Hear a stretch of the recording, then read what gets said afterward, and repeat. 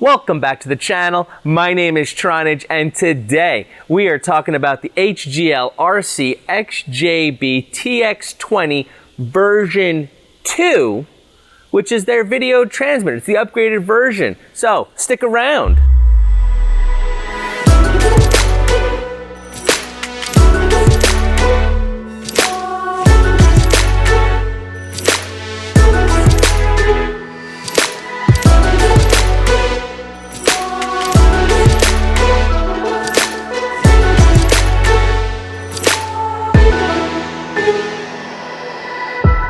So let me give you a little bit of backstory. Essentially, I bought a second HGLRC XJB 145 because I absolutely love the quad. And I took it apart to do some mods. Well, yeah, of course I took it apart. That's what I do. Well, while I was in there, I noticed that the video transmitter looked a little bit different. There was an extra wire, and then I looked at it and it said TX20 V2 on the board, and I said, I wonder what version I have on my original one. And when I looked, I did not have that same transmitter. So I looked at what was different, and it's actually a much better transmitter because they addressed the biggest complaint that I had. The biggest complaint, if you recall, was, all right, so the video transmitter on this quad is a little weird, I guess is the word you could put it, to adjust. It's not very intuitive. The instructions are really not that clear. It's a little confusing, and you kind of have to take it a little bit apart to get to it because you can't really see what's going on because the display is hidden by the top plate and also by a Mobius Mini in my case. Because the top plate covers the LCD, you can't see it, and it makes it difficult to change the settings because it's sort of not intuitive. In fact, a lot of people had so many questions, I actually made a video about how to set up the Video TX because it was kind of complicated. And then if you wanted to make any kind of change, you had to take your whole quad apart. So let's say you're at a race and you made it to the finals, and now you got to switch bands, you got to switch channels or whatever because now they're reshuffling all of them. You got to take your whole quad apart to see what you're doing to change the channels reliably. And that was a big problem. What they did is they fixed it now, and the new version uses smart audio, which is essentially a way for the flight controller to communicate with your video transmitter and change the channel for you. So you don't have to open it up. You don't have to look at the LCD display. You don't even need to push any buttons or do anything. You can do it all in your OSD with the stick commands on your transmitter, or if you have a Tronage and you want to get fancy, you can program it up using Lua scripts so that you can change it through that. There's even in Betaflight 3.0, there's even a switch if you want to flip it onto pit mode like this.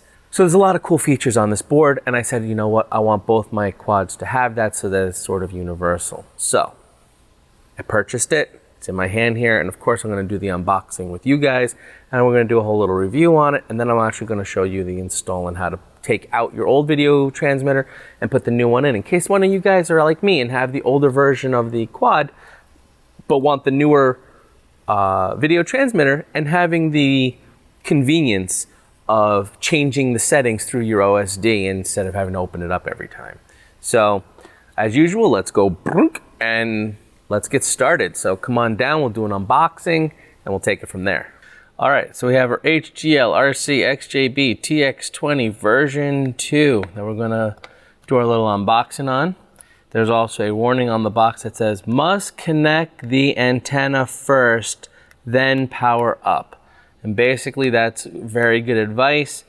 Never power anything that transmits, whether it be your transmitter, like the thing you hold in your hand with the sticks, or your video transmitter, anything that transmits, you should always have an antenna or a dummy load attached to it before turning it on, because what happens is the power that would be going out the antenna ends up getting reflected back and it burns out the transmitter. So always make sure you have an antenna on this before you turn it on. Got my trusty razor, so we'll just pierce in, yeah. And we'll cut, we'll go the other way. Cut. Alrighty. Okay. Alright, so off the top, they do give you another antenna, which is a good thing, because just in case you're buying this for the first time and you're not using it to replace one in your quad, you may need an antenna, so they include one of those. We have a little instruction manual, and then has a list of the channels and stuff on the other side.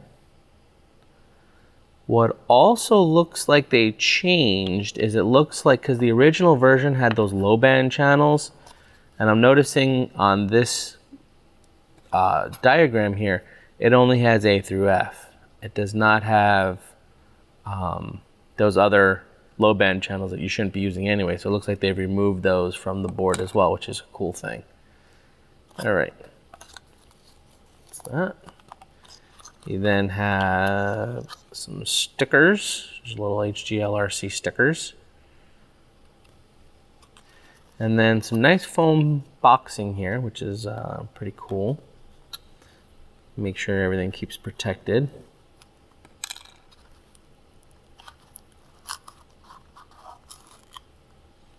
Okay, so what they did is they have the board is in this little slot here on the top, like that. And the rest of this is just solid. And then what's also nice, it looks like they've included some standoffs. So if you're doing, again, a new installation and you need the standoffs to put it up on top, they give you the standoffs. They're M2 size standoffs. I'm gonna estimate they're a 5mm height along with it. So that's what's in the box, and now empty. All right, so initial impressions. My initial impression is, number one, I'm happy they took away the low band frequencies, at least on the chart. We'll see when we set it up if you can set it to them, but I'm glad the low band channels are gone. I mean, that may be bad if you needed to use them because you had special permission to use it in a race, but as far as I'm concerned, for casual flight, they shouldn't be just there to be used. So I'm glad that they are gone. My other initial impressions are that I think it's an excellent board. I'm very happy about the existence of this pin right here that says OSDRX, which is the 4th pin down right here. This is the magic pin, which we'll talk about a little bit later. And overall, I mean, essentially it's the same style of board. It really visually looks like not much different, other than also on this side it does say TX20 V2. But there is some really good stuff on this board that you can do, and that's why I ponied up and purchased it. So the quality, I mean, it's a board. And so far I've been very pleased with HGLRC XJB's quality.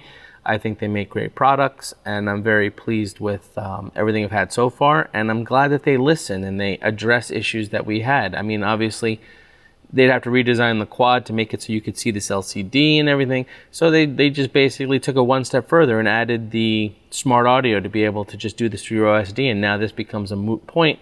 The pros and the cons. Well, the pro is clearly you have a better transmitter here than was originally in the first versions of the quad. You also now have access to smart audio so that you can adjust your stuff in your OSD. You can go into pit mode easily. Everything is much more convenient. The con is now, if you have an older quad, you have to open it up and actually install it. If you have a newer one, this should already be inside, so you don't even have to worry about doing anything. You already have these features. Good for who? This is good for anyone who wants to have the latest and greatest, and this is also good for pretty much anyone who races, because you need to be able to, on the fly, adjust your transmit channel, your power outputs and stuff like that. And this is also good for anyone who doesn't want to have to take their quad apart every time they need to do an adjustment to their video transmitter. And do I recommend it? Absolutely, I recommend this. I bought it for myself because I recommend it for myself, and I recommend it for all you guys. If you have the original video transmitter in your quad, I recommend you go and get the upgraded version if your budget allows and it's something that interests you, because It's a good, if this is your first quad, maybe it's a good experience to take one out and put one in. So it's not too difficult. You just have to have a little bit of soldering experience and you have to have a soldering iron. It'll be a fun little project to upgrade your video transmitter. And now instead of flight footage, what we're gonna do is we're gonna have installation footage. Enough talking, let's get installing. I have my original XJB quad, and in the interest of time, I've started to already kind of take it all apart a little bit. But for you guys, essentially you're gonna have your 4 screws that are here in these 4 corners. You're gonna take those 4 screws out and you're gonna remove your top plate.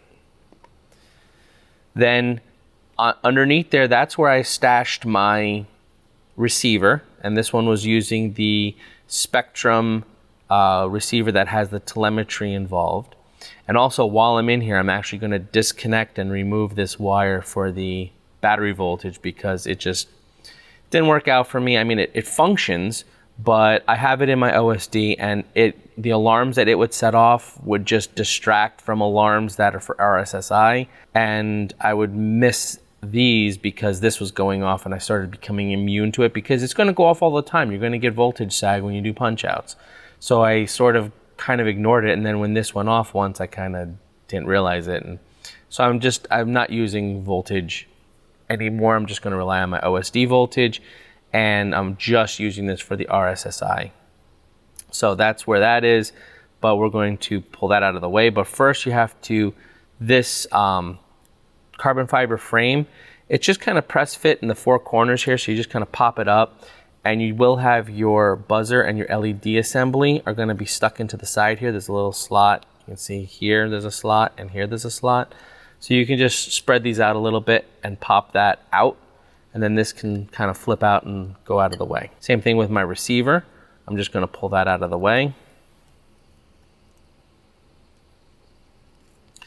And then from this point, there's going to be 4 little nuts that are on the 4 little posts here, the 4 M2 nuts.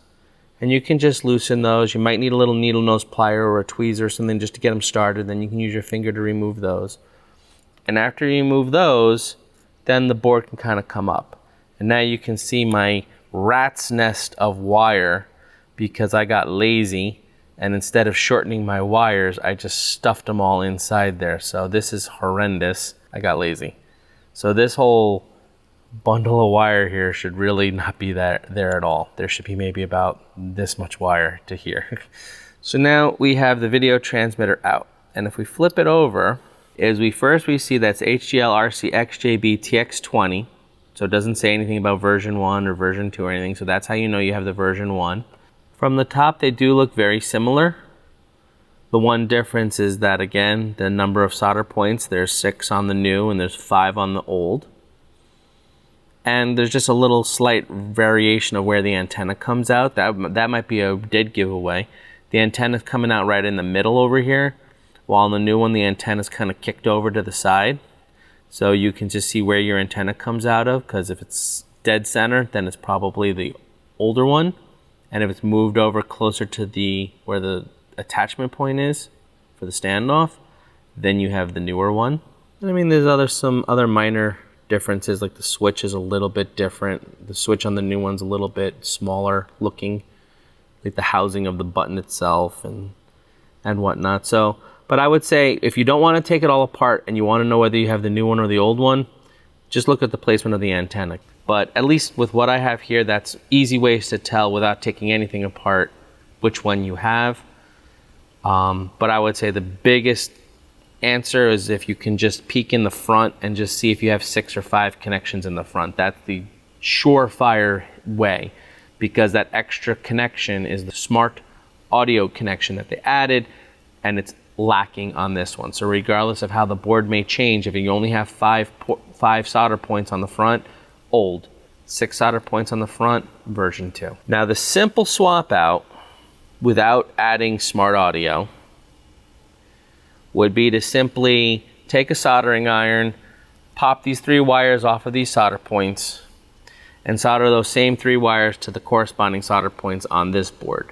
And for reference, the red wire would go to the 7 to 24 volt pin, which is the bottom one here, or the far right pin, the way you're looking at it right here. The black would be your ground. So that would go to this pin, the second to last. And then the white wire would be your video wire, and that would come in on this top pin where it says video. Now what we're also going to do is we're going to add a smart audio wire. And that wire is going to come from the OSD, which is 1, 2, 3, 4 down, so 1, 2, 3, 4, this pin. And we're going to run a wire to that, and it's going to actually connect to our flight controller. So some of you may be getting a little scared, and the reason is because the pin that we need to solder to, actually, before I do that, let's unplug this camera so that it is not in my way as much. Okay. There's a little tip. If anything has a plug and you can take it out of the way so it's out of your way, you can do that. The other thing I'm going to remove, as I mentioned, is I am going to remove my voltage telemetry wire here, which is again in this whole giant long nest of wires. So I'm going to unplug that out of here.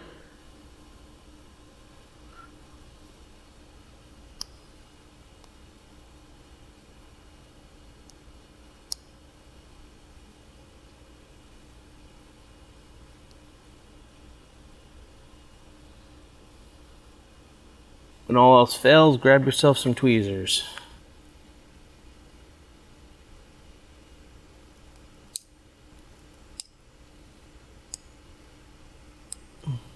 And then when tweezers fail, grab yourself some needle nose pliers.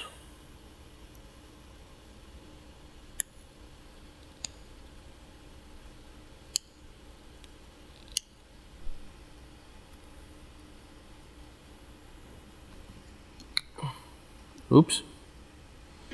Alright, well, I'm not using it anyway, so it's fine. There we go. Okay, so what I'm also going to do while I'm in here, I am going to shorten these wires up because this is ridiculous. Now that we got everything kind of opened up a little bit, here's the next step to doing this. Is we actually have to take our flight controller out of this quad also, because the pad that we need to solder onto for the smart audio is going to be on the underside part. Now the good news is there's no wires that connect from the flight controller to our 4-in-1 ESC below it. It's actually a set of pins. So you just be careful you don't bend those pins when you pull it up, or later on when we reinstall it, you don't want to mess with those pins. But it means we can then get rid of this big quad and we can just work on a couple of these boards until we're ready for reassembly. So let's do that.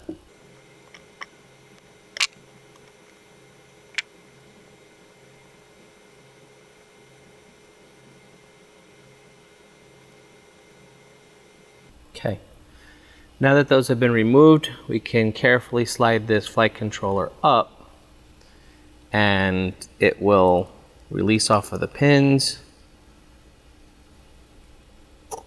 There it goes, and it comes up.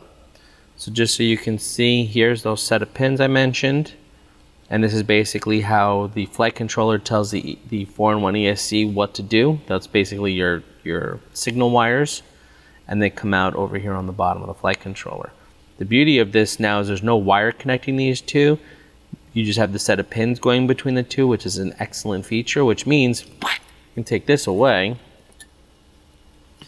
and this part can just go somewhere else. Now I know this, at this point, a lot of you are like, wow, this seems very complicated. And it's not, it just looks complicated. It's not very complicated, but again, if you are doing this, you are kind of delving into the depths of your quad, and make sure you feel comfortable doing this. And you know, I'm not held responsible if you break anything or damage anything or bridge anything or solder anything wrong. You know, you do this at your own risk.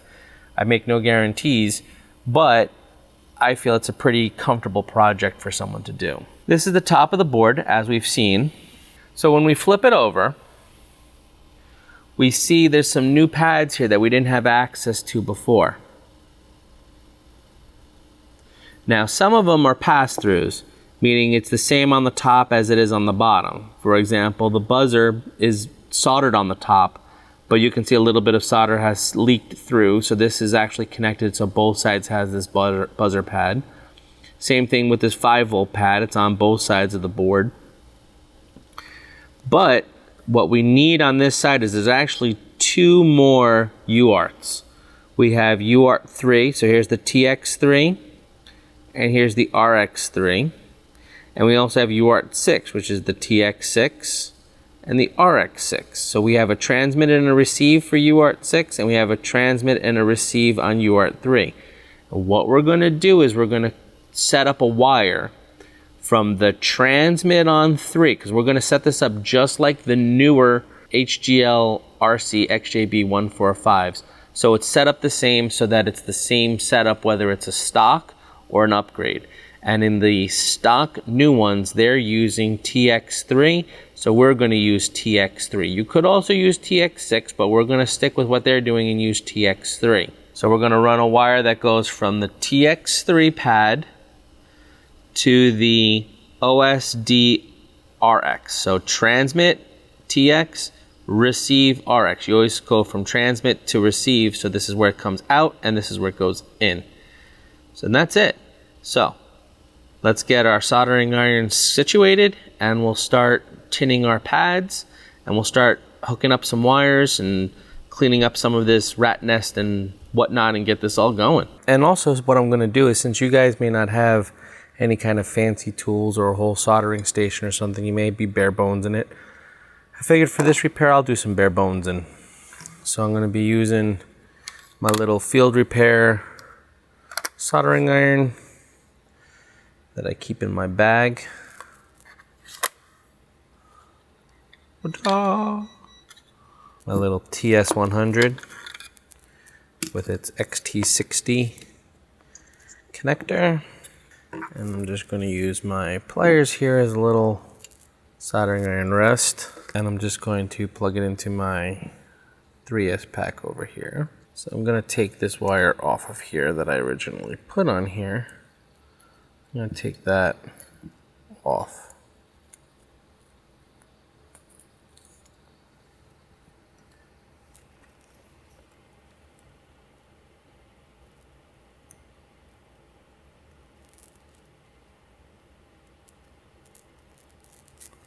Okay, throw that away. Now we can take our transmitter off so we can shorten our wires.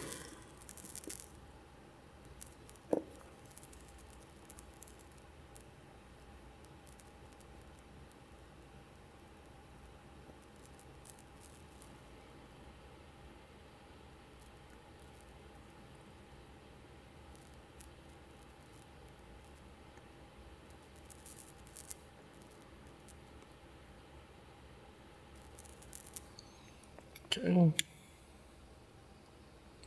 So we'll trim those down once we see how long they need to be, and then we'll re-solder those back on. And we need to take our VTX off. We're going to reuse these 3 wires and add 1 more wire.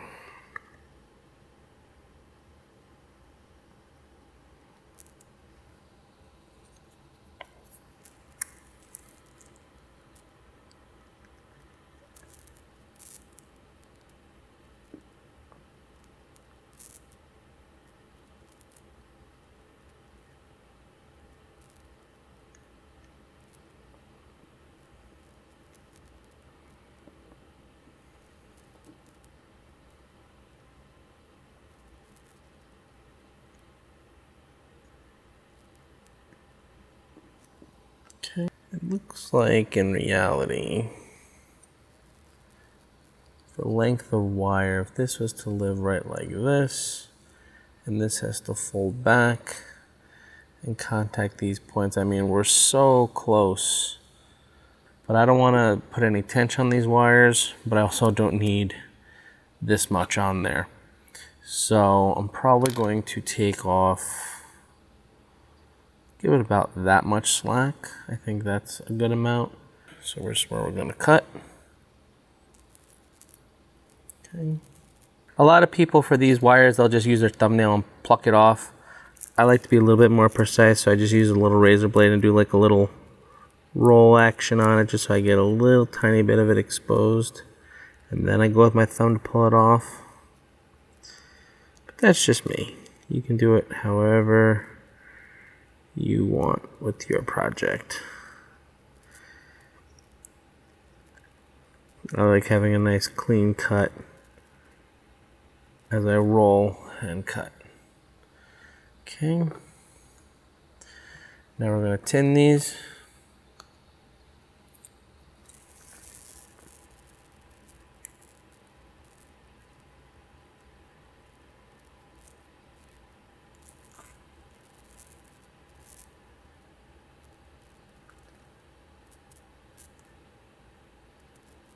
Okay.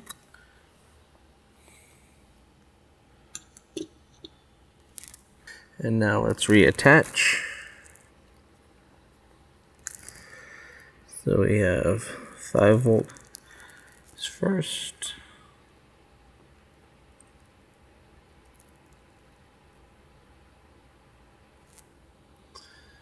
Next pad is our ground wire.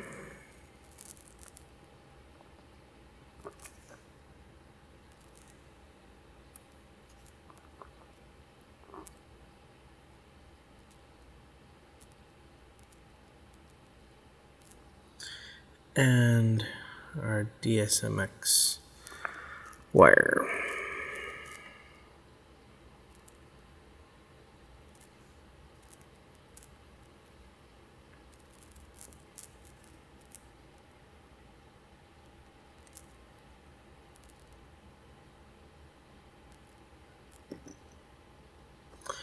All right, there we go.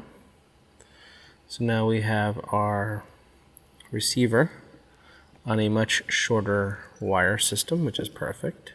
And then what I'm actually going to do is, because we have these extra wires, and remember, when you get this, you're going to have all these wires that you desolder off of here if you go that far, or at least you cut them off or something, because you're not going to be using your DSMX, S-Bus, and PPM wires. So there's going to be at least 2 extra wires that you don't use on your flight controller that they provide to you to hook up your receiver with.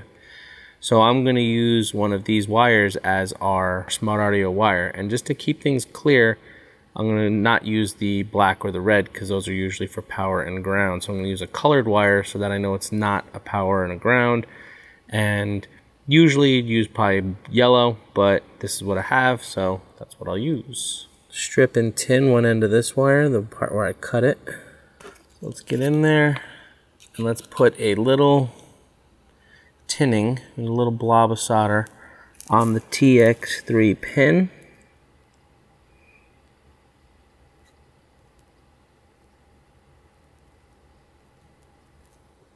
Okay. And then let's take our wire here.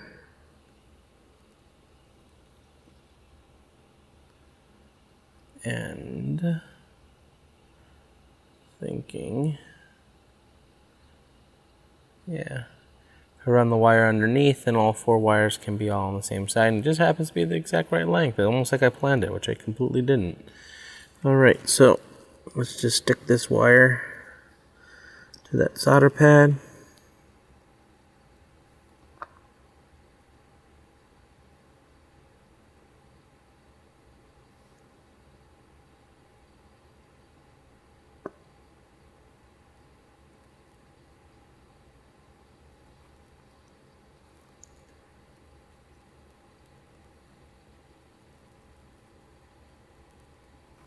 Okay.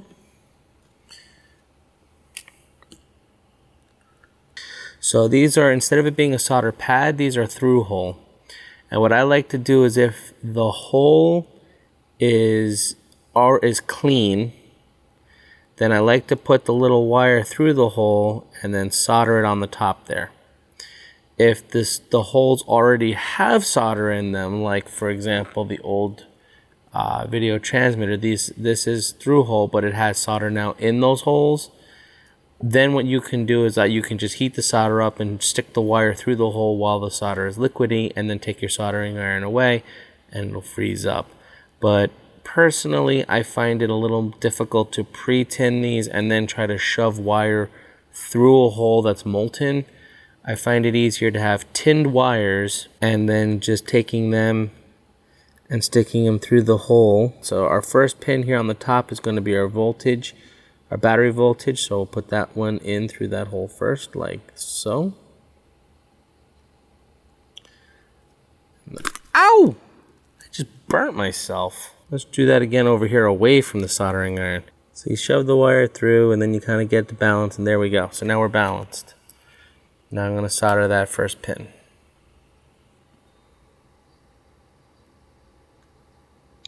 Stand still. Stand still.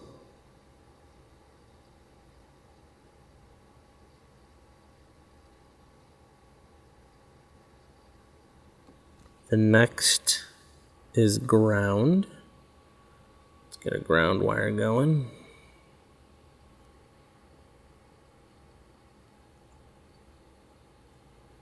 Okay.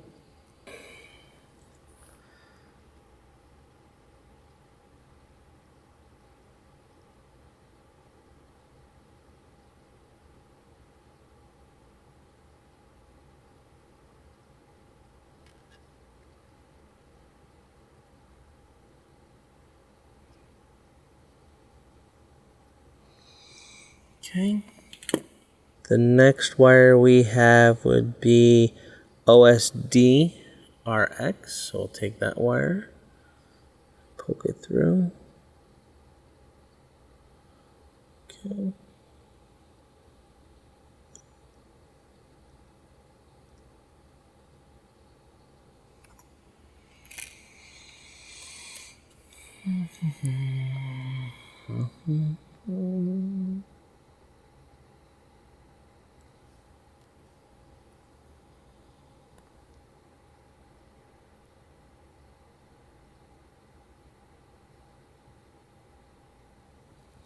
Okay. All right, so lastly, we're going to put our video wire into the video hole. These other two ports we have it's labeled as ground O and 5 volt out. And what those are basically 5 volts out. So this must have a 5 volt regulator on it because it's taking 7 to 24 volts in and it'll spit 5 volts out, and also has a ground pin also. So that would be if you had a camera that needed power too, you can plug it on and use it right off of your video transmitter, so that you just feed one set of power to the transmitter and then it can power itself plus the camera. But we have a separate line for our camera already set up, so we're going to continue to use that so we don't have to move anything around or do anything with that.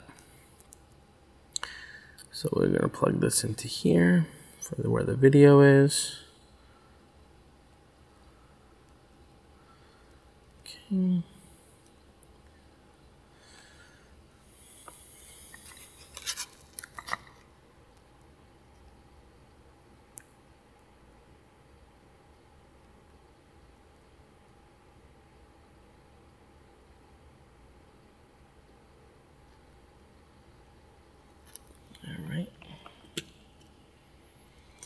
Then you always want to take a little peek at your work, make sure everything looks good.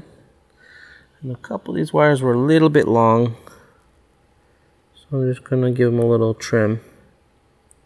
Now that they're soldered on, that's fine. You just want to make sure any little stray pieces of metal you cut off don't lay on that circuit board, because that could short something out. Okay, so now we are all soldered up. We have our 4 wires going to our video board now. We have our receiver all nice and cleaned up on a short wire. We've removed our battery telemetry that I'm not planning on using anymore. And I think we're ready to begin reassembly. So now let's begin our reassembly process. So in order to do this, we have our frame again. And what we want to do is we're going to first push our flight controller on. And we're going to make sure we line up our pins. We're going to make sure we do it very gently and delicately. What I'm going to do is I'm going to put the front of the quad here and the rear of the quad here. I got to make sure my buzzer end is on this end and my camera end, which is this pigtail, is to the front of the quad. And I want to make sure that this little area with these holes is what's going to nest onto these pins right here. So we're going to turn it over.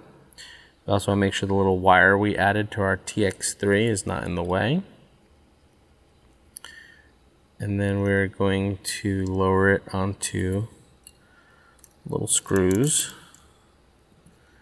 Now we're gonna look through here. Now I'm not gonna be able to show you me doing it, but you're gonna look in this little hole when you're doing it and just make sure your pins line up into those holes so that you don't bend anything or screw anything up.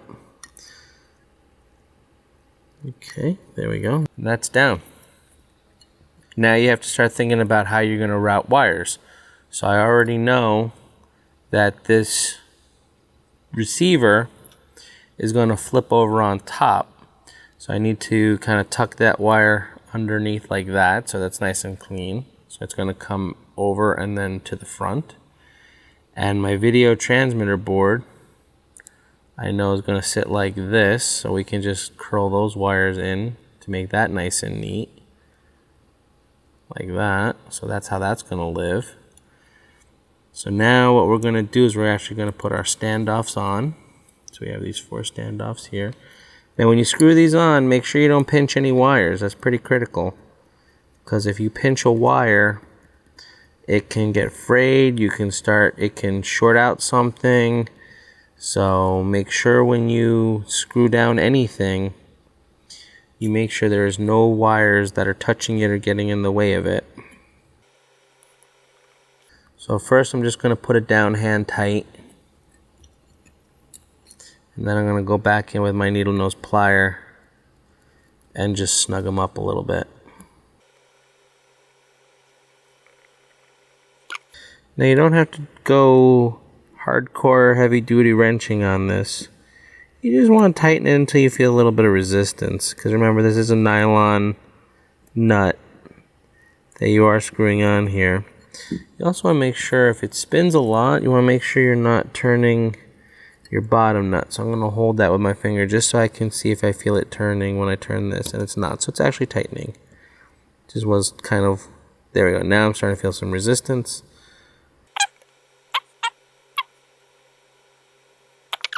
Now our flight controller is down. Our next step is we're going to install our video transmitter. And now that we have all our wires kind of figured out, we know how these things are going to go. And you just kind of smoosh it in a little bit. Smoosh a word. Smoosh. You want to be technical. And you want to get it all kind of figured out where you're going to put stuff before you press it down. Okay, so for this top board, we have just these little tiny M2 little nuts. They're nylon. And we're going to screw those on. This might be a little bit more challenging than the big standoff, but the hardest part is just getting it started. Once you get them started, they go on pretty good. Might have to use the tweezers for this one.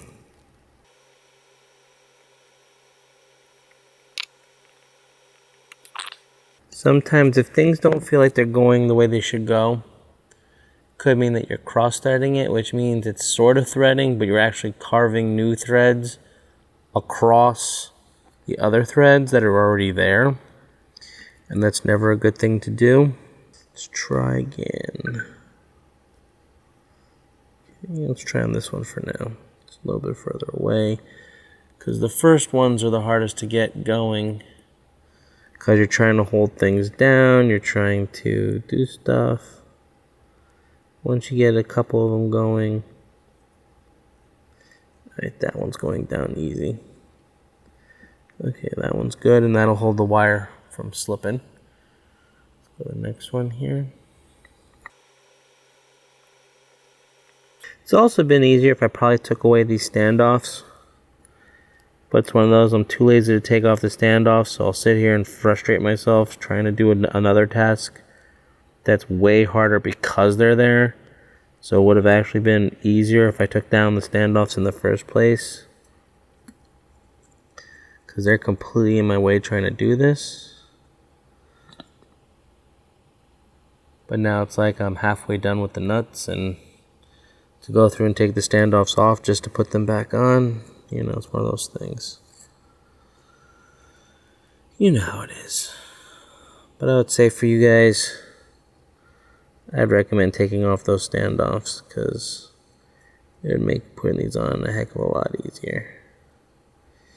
Also, one thing to be careful about with these little guys is using a box wrench, because these manufacturers are trying to squeeze a lot of stuff into these little spots. So even if you have a box wrench that may fit an M2 size nut, just be careful when you use it, because you don't know what, as you're wrenching on it, if you're going to damage anything. That's why I like just being careful with my fingers. And then I just come in with the needle nose so I can see exactly where I'm going. Like, for example, here there's like some capacitors or whatever sitting right here. Let me point with this thing instead. Right here. So I may damage those. If I was to get on here and start wrenching and turning and stuff, it may knock those off the board and break stuff. So you just want to be aware of what's on your board. And when you tighten these down, I mean, it doesn't have to be super tight. You're just looking at getting it so it's snug down and won't slip.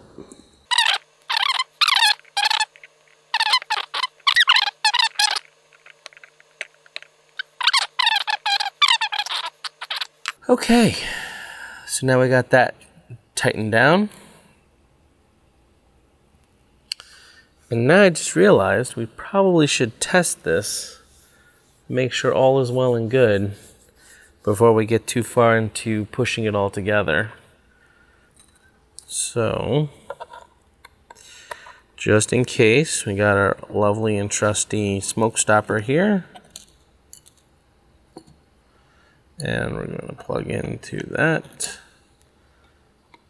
And make sure my antenna is attached to my transmitter. Hey, this is Tronage from the future. I'm just going to pause it here real quick before I flip that switch. The reason is because when I do, you'll hear the quad do a weird set of startup tones. And even later on when I show you the OSD functionality, again, when I turn it on, it does a weird set of startup tones.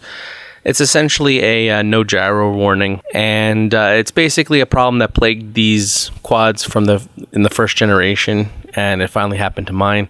The fix is simple. You just need some flux and a hot air gun, and you can reflow the solder on the gyro chip. It's the smaller chip on the top of the flight controller. There's a huge giant chip and then a small one. The small one's the gyroscope. You reflow the solder on it, and it kind of fixes the problem.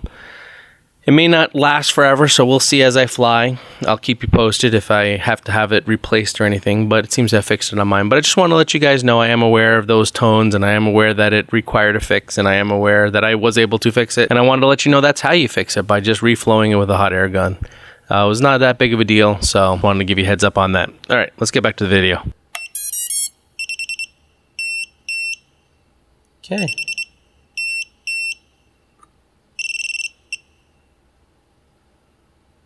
So, everything looks like it's working.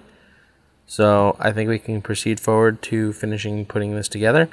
If you're at home or a little bit more skeptical, at this point you could go through the Betaflight configurations. You could pop on your goggles and make sure the video is transmitting out and on the correct channels and everything before you put it all together. But I'm pretty confident that this is pretty good. So, I'll continue putting it all together. And then we'll go through and show you how to do the Betaflight setup for that smart audio. I know I mentioned the other video, I'm going to stress it now. This connector here, where this antenna goes onto the video transmitter, I mentioned using hot glue, and you should not use hot glue on this because this transmitter will heat up, especially if you're running it at a higher milliwatt output. And that heat will actually melt the hot glue, and then it'll start to run and get onto everything, and you really just makes a big mess, and it's a big problem. So what you can do if you want to put something on here to secure it, you can use either high temperature electronic safe silicone, which is sort of like a blobby stuff that you'll see on a lot of electronic boards, or you could also use liquid electrical tape. Liquid electrical tape is not as good because it kind of drives to a more firm thing, so it kind of just cracks and it breaks. The high temperature silicone is more rubbery, so it's more forgiving and it kind of holds things on. But I don't have either of those handy right now, so I'm just going to leave it as is. Okay, so now that everything looks pretty decent, I'm going to be doing my final assembly. So I'm going to go back to putting my camera in. So we want to plug in our camera. I'm going to use a tweezer for this because I already know I'm not going to be able to reach this. Okay. And now we get our little frame situated into the little slots so that it can mount itself.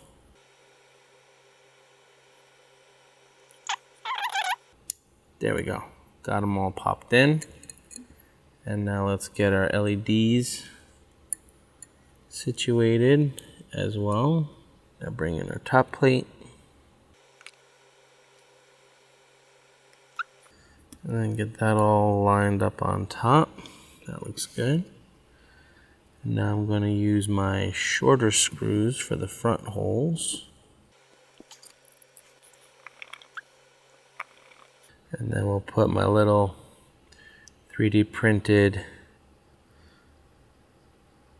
antenna tube holder in.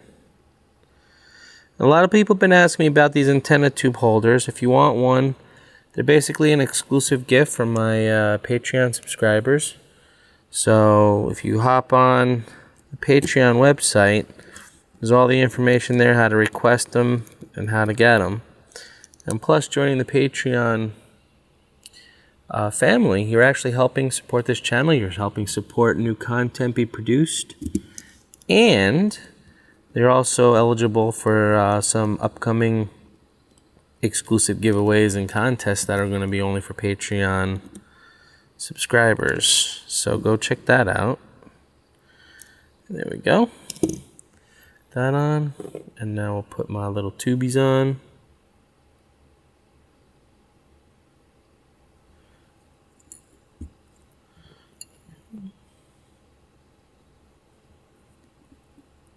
All right, we're set up, and the last thing I'm going to do is I want to put another zip tie on that transmitting antenna just to hold it in place.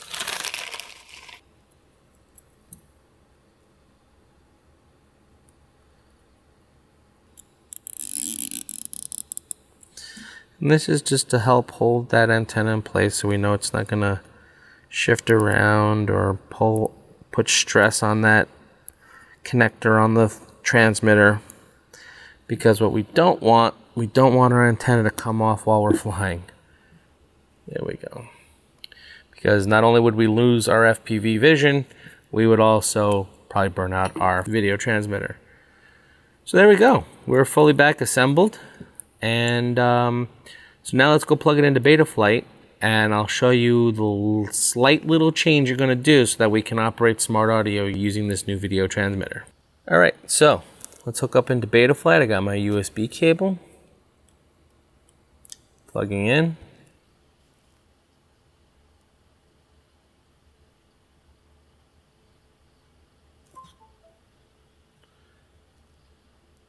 Okay.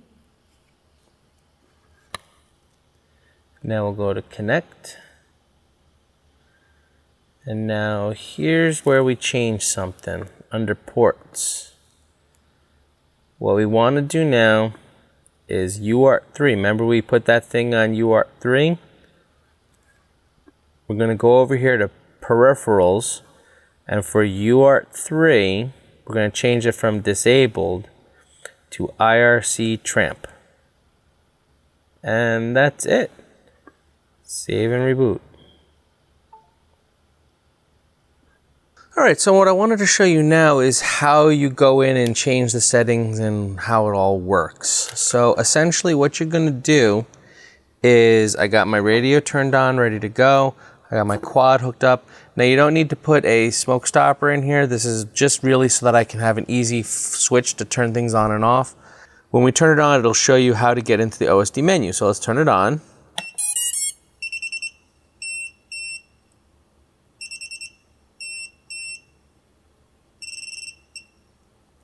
Menu, throttle mid, yaw left, pitch up. Okay, so I can't see what I'm doing, but you can see what I'm doing. If we go throttle mid, to the left, yaw, and up with the pitch, you see it brings up a menu on our OSD. So now what we can do, if we want to play with anything we just did, all we have to do is on our sticks, go down to features, hit to the right, and we want the VTX transmit, and boom. There's all our information. Right now we're on band A, we're on channel 1, tells us the frequency, tells us the power that we're at 200. Wow, who said that? So what we can do, let's lower our power. So we'll go into the power and we'll just hit to the left and we'll drop it down to 25. And then we'll hit set. And confirm, yes. Then you see at the top, boom, it went to 25. Right there, it went to 25. If we go back and we change that power and we say we want it to be 100 and we do set, confirm, yes. And you'll see, boom, right there. It's now at 100. Now this also works. Let's change that power back to 25. Set, confirm. And you can also use this to turn on pit mode. You come over here to pit and turn pit on. And now I'm in pit mode. See how the power got the video got really bad? Because now I'm barely transmitting, so the video got like really bad because it's very low power. And turn it back, oops, turn it back off. And now I see the video is much clearer because it has much more power, much more throughput. So that's what pit mode is. And band and channel, you can set whatever band you want. B, C, Fat Shark, Race Band, and that's it. So they did get rid of those low bands. So there is basically Fat Shark, Race Band, Boss Cam B, Boss Cam A, B, I don't know, I can't see the side of it, maybe E. Yeah, so it's basically, it looks like A, B, E, F, and R. And that's it, nothing else. And then your channels, you can pick whatever channel you want. So let's, you know, just to make things easier, I'm gonna go back to Boss Cam A. And let's see here, I'm on channel 1 right now. So I'll just change it to channel 2. And when I hit set, you're gonna see it's gonna go to static. Confirm yes, because now it's on static. But now if I click the channel on my goggle,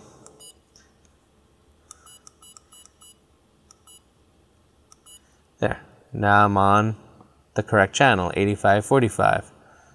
So now I'm on channel 2. So we've confirmed it is working because it's operating the thing. So now you don't have to open anything up. You don't have to worry about changing anything and taking out screws and learning different. You can just pick from a menu what you want your pit mode on or off. You want which band you want to be on, which channel you want to be on, how much power you want to be transmitting at, and then you just hit set. Like here, I'm going to set back. There, boom.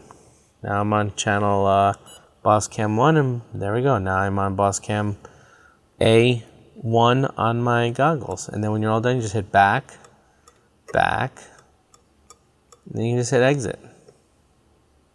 And now we're back to the main thing. We can go fly or whatever else we want to do. I hope you enjoyed that video. If you did, you really should subscribe. I'm always posting new content. If you'd like to help support the channel and get access to giveaways, raffles, and other exclusive benefits, consider joining the Tronage family on the Patreon page. Here's some videos that you might be interested in. This is the latest one that I posted, and this one I think you might just like. Go check them out.